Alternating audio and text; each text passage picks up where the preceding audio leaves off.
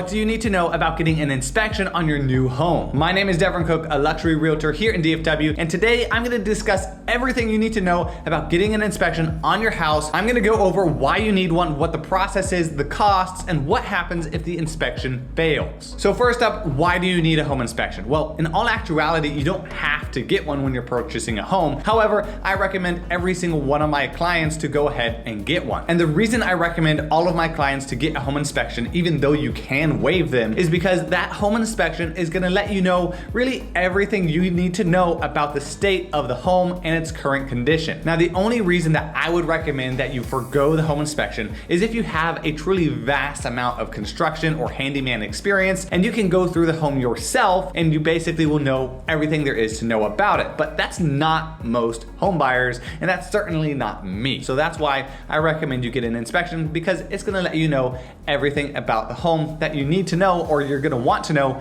before buying it. Okay, so now what's the process of getting this inspection all taken care of? It's pretty simple. You just choose the inspector that you're going to hire and have perform the inspection, and then you're going to call them or schedule it over the internet, and you're going to have them come out to the property for usually 2 to 3 hours. And they are going to go through that home with a fine-tooth comb. They're going to go through everything from the foundation, the water heater, the HVAC, the roof, all of those real big ticket items. But they're also going to let you know if there's a loose doorknob, if maybe there's a small drip from the faucet in one of the bathrooms. They're going to go through everything in the house. And at the end of it, they're going to send you a 40 to 50 page report outlining everything that they found. And you're also encouraged to show up for about the last half hour of the inspection so you can walk through the house with the inspector, and then they can point out any areas of concern to you. Now, in that 40 to 50 page report, you're probably going to have 20 to maybe even 30 things that are wrong with the house. Keep in mind that some inspectors are going to flag even those very small things like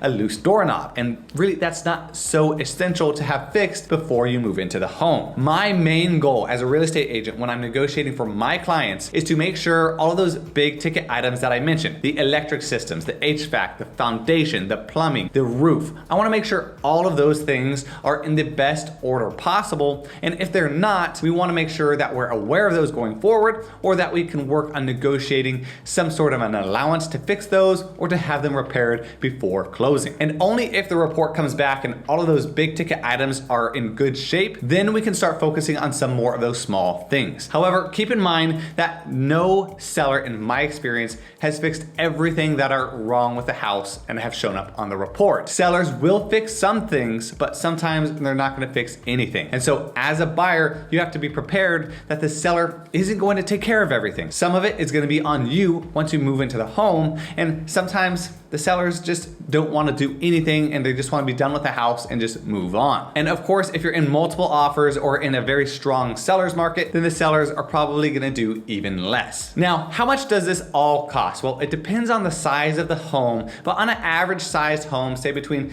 2 to like 4,000 square feet, you're probably going to be spending between $400 and $500 on the inspection. Keep in mind, if you do additional inspections that are not included in the normal inspection, for example, maybe you want to hire a foundation specialist or a roof specialist or a pool inspection, those are going to be extra charges. Now, lastly, what happens if the home fails the home inspection? Well, there's actually no such thing as the home failing the inspection, because homes aren't given pass or fail grades like you and I were in school. What's gonna happen is once you get that report back, it's up to you to decide with your real estate agent, and they're going to advise you which items you're going to ask the seller to fix or to give you some sort of a credit for at closing, or maybe even reduce the price of the home. So that's everything you need to know about a home inspection. Let me know if you have questions down below or shoot me an email.